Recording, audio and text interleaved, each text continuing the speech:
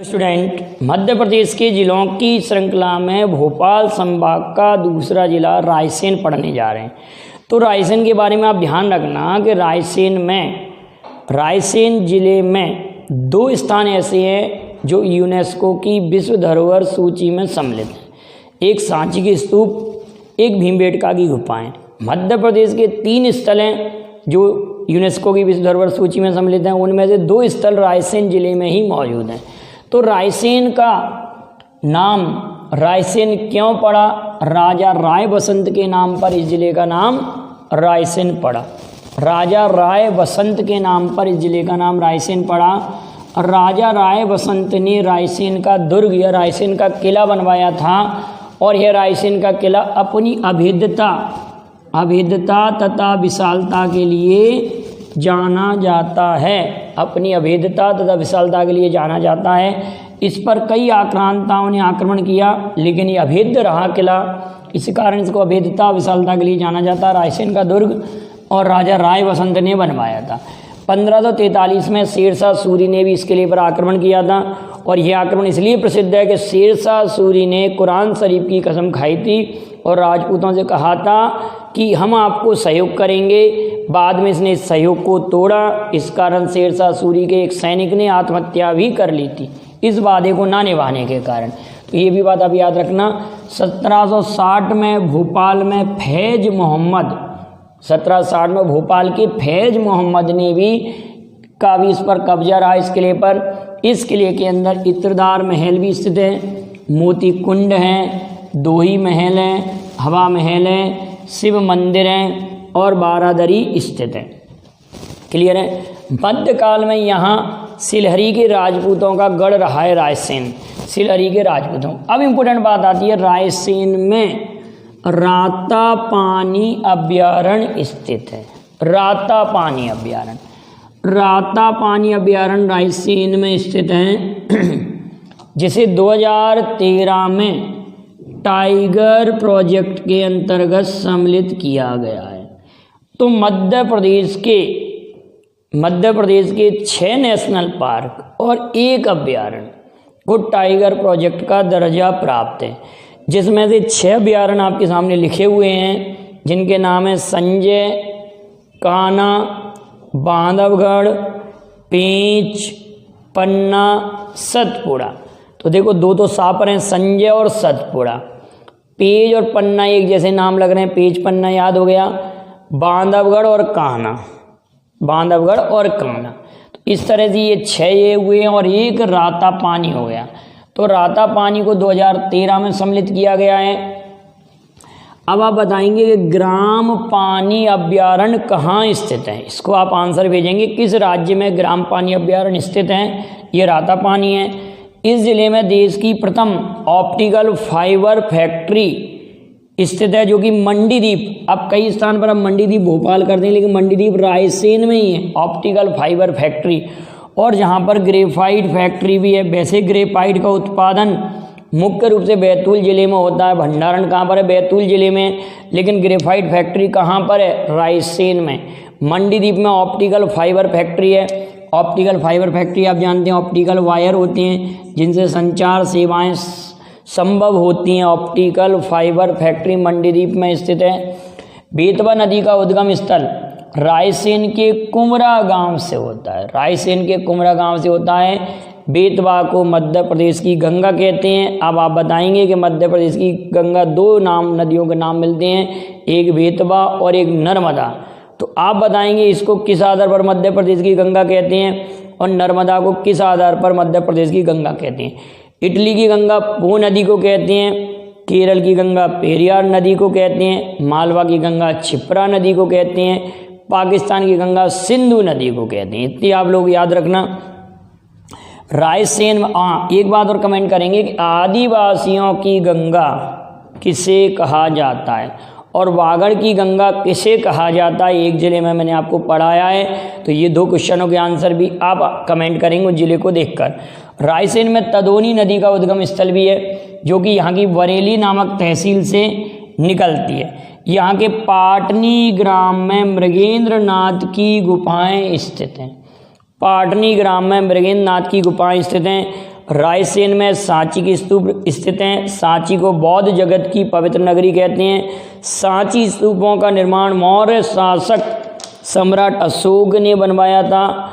शुंग वंशों ने तोरण द्वार और रेलिंग कार्य किया था शुंग शासकों ने। और इन सांची के स्तूप में सारीपुत्र और महामोदगलायन के अस्थि कलश स्थित हैं। सारीपुत्र और महामोदगलायन के अस्थि कलश स्थित हैं और इसे 1989 में यूनेस्को की विश्व धरोहर सूची में सम्मिलित किया है। यूएनओ की नहीं, यूनेस्को। इस जिले के 2 स्थल विश्व धरोहर सूची में सम्मिलित हैं। एक भीमबेटका की गुफाएं जो कि अब्दुल्लागंज में है। इनकी खोज अब्दुल्लागंज के भीमबेटका की गुफाओं की खोज 1957-58 में श्री विष्णुधर भाकड़कर ने खोज की थी और उनको 2003 में विश्व धरोहर सूची में सम्मिलित किया गया था। ये प्राग ऐतिहासिक कालीन गुफाएं। अगली इम्पोर्टेंट बात है कि अंतर्राष्ट्रीय बुद्ध विश्वविद्यालय 2012 में सांची में स्थापित किया गया। ये करंट का इशू है, 2012 में ही इसको बनाया गया है सांची, इस सांची विश्वविद्यालय को सांची में। अगली बात आती है रायसेन के भोजपुर में परमारकालीन विशाल शिवलिंग स्थित है। परमारकालीन विशाल शिवलिंग स्थित है जिसका निर्माण राजा भोज ने कराया था। राजा भोज ने भोजताल का निर्माण भी कराया था, उसी के नाम पर भोपाल पड़ा है। तो राजा भोज ने भोजपुर में शिवलिंग का स्थापित कराया था जिससे मध्य प्रदेश का सोमनाथ भी कह सकते हैं, मध्य प्रदेश का सोमनाथ भी कहते हैं। रायसेन में विशाल पाषाण से बना एक कटोरा मौजूद है, एक विशाल कटोरा मौजूद है जिसमें बौद्ध भिक्षुओं का भोजन बनाया जाता था। किसका भोजन बेटाओ? बौद्ध भिक्षुओं का भोजन बनाया जाता था। और गोरखपुर से देवरी चैनपुरा बाड़ी तक एक मोटी दीवार है जो जिसकी लंबाई 80 किलोमीटर 80 किलोमीटर लंबी दीवार है। बीच बीच में ये टूट फूट रही है, इस कारण इसकी लंबाई को कम ज़्यादा बुकों में दिया है। और 15 फीट चौड़ी है और विंध्याचल पर्वत के अंतर्गत आती है। कहा जाता है कि चीन की दीवार के बाद ये सबसे लंबी दीवार है, लेकिन टूट फूटने के कारण इसको नहीं माना जाता। भारत की सबसे लंबी दीवार है कुंभलगढ़ किले की दीवार, कुंभलगढ़ किले की दीवार। और इस दीवार का संरक्षण नहीं हो पाया, इसलिए इसका चर्चा का विषय कम रहता है इस दीवार का। तो ध्यान रखना, एक ऐसी दीवार रायसेन में भी है और कुंभलगढ़ के किले में भी है, लंबी दीवार। ठीक, कुंभलगढ़ में है लंबी दीवार। बाबर के शासनकाल में यहाँ का एक शासक हुआ करता था शिलादित्य, ध्यान रखना शिलादित्य, जो ग्वालियर के विक्रमादित्य के साथ, चित्तौड़ के राणा सांगा के साथ और चंदेरी के मेदिनी राय के साथ बाबर के विरुद्ध खनवा का युद्ध लड़ता है। तो आप बताएंगे बाबर ने खनवा का युद्ध कब लड़ा था? खनवा का युद्ध बाबर ने कब लड़ा था? इस जिले में गिन्नौरगढ़ का किला स्थित है, गिन्नौरगढ़ का किला स्थित है, ध्यान रखेंगे गिन्नौरगढ़ का किला। अब बात आती है कि भगवान रजनीश। अब कई बुकों में बेटा आप भी कहेंगे कि सर आपने नरसिंहपुर जिले में पढ़ाया है, अब पेपर में अगर रायसेन नहीं आया तो आप नरसिंहपुर लगाएंगे, लेकिन कुछ किताबों में नरसिंहपुर दिया है, ज़्यादातर किताबों में रायसेन दिया है, इसलिए मैंने दोनों जिलों में इंक्लूड किया है।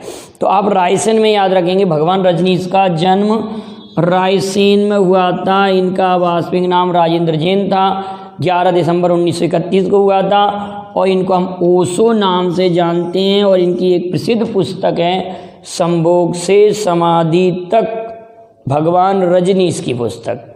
ठीक है, रायसेन में जन्मे। सम्राट अशोक सागर परियोजना हलाली नदी पर है, जिसका प्राचीन नाम हलाली, विदिशा और रायसेन की सीमा पर है ये हलाली परियोजना। बारना परियोजना बारना नदी पर है और नर्मदा घाटी परियोजना नर्मदा नदी पर है। इतनी बात याद रखेंगे। और पिछले वीडियो के कमेंट में मैंने आपसे क्वेश्चन पूछे थे, 49वां जिला, 50वां, 51वां, 52वां। तो 49वां आपको मालूम होगा 17 मई 2008 को स्थापित अलीराजपुर जिला बना था और 24 मई 2008 को सिंगरौली, अली के बाद में सिंगरौली, अलीराजपुर और इधर सिंगरौली, माने पश्चिम से पूरब की ओर जा रहे हैं तो अलीराजपुर और इधर सिंगरौली हो गया।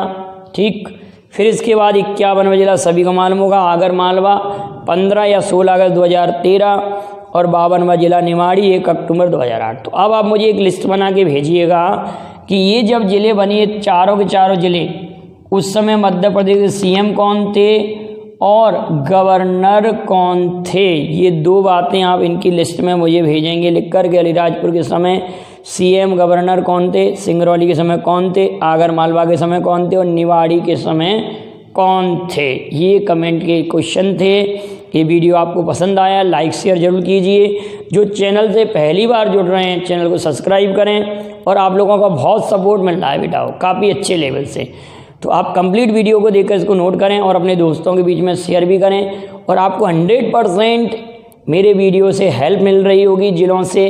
अगर हेल्प मिल रही है तो ज़रूर से ज़रूर लाइक का बटन ज़रूर दबाइए। आप लाइक का बटन नहीं दबाते। Thank you very much. जय हिंद, जय भारत। और आप इसका स्क्रीनशॉट ले लें।